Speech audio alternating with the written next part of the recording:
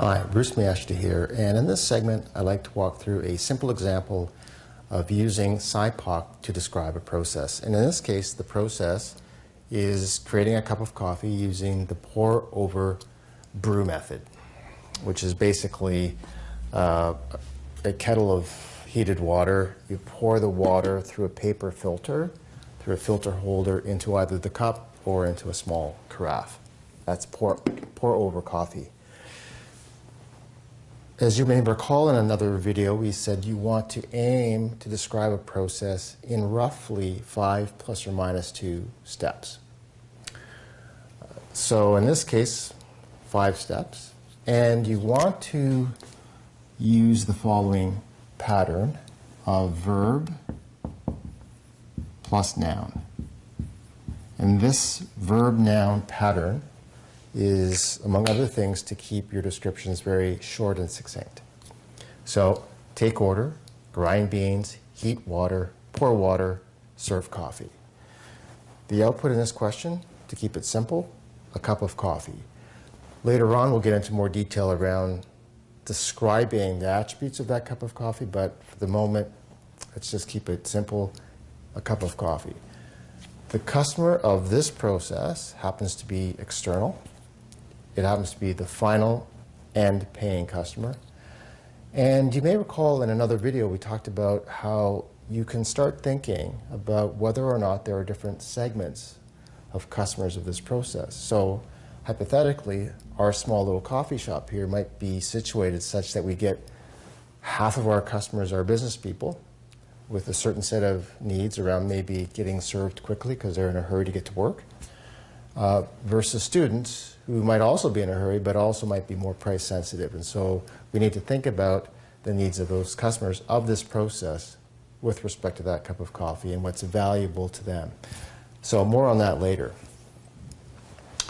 Inputs, as you may recall, there's potentially 5 kinds of inputs: tools, energy, materials, people, and information. You don't necessarily have to have all 5 categories of inputs in a particular SIPOC.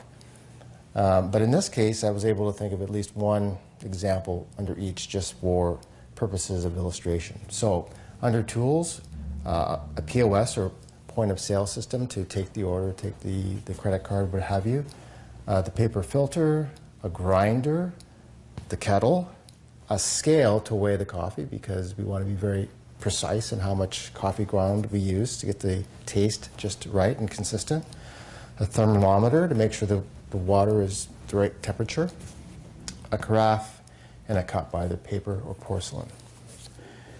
Energy in this case is heat. We're making hot brewed coffee, so we need to have heat applied to the grind in order to extract the flavors correctly. This one poses some difficulty for people because when you think about energy, it might be, well, I need electricity to power, say, the electric grinder or the electric kettle. That's not what this energy category is about. It's about whether or not energy needs to be present in the process in order to help with the transformation of the inputs to the output.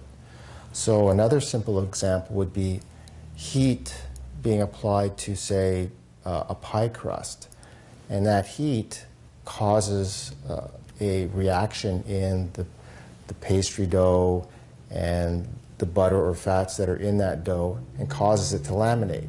It's almost a chemical reaction.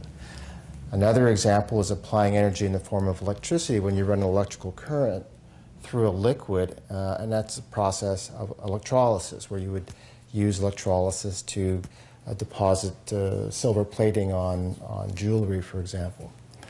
That's very different than energy used to power a tool. So if all it is plugging in an appliance or a machine into a wall socket and using electricity, we don't have to get into that. And so you may not have any energy inputs into a process. Materials in this case, we have the coffee bean and water. People, we have a coffee maker. And finally, information, the order from the customer. And then finally, we would have the suppliers of these different inputs. Some might be quite straightforward and not very profound. In other cases, like the supplier of the coffee bean might be very critical. We might be very particular about the kind of filter that we use, for example. As opposed to generic, perhaps there's a specific supplier in Japan that's important. So that's a quick summary of using SIPOC to describe a process.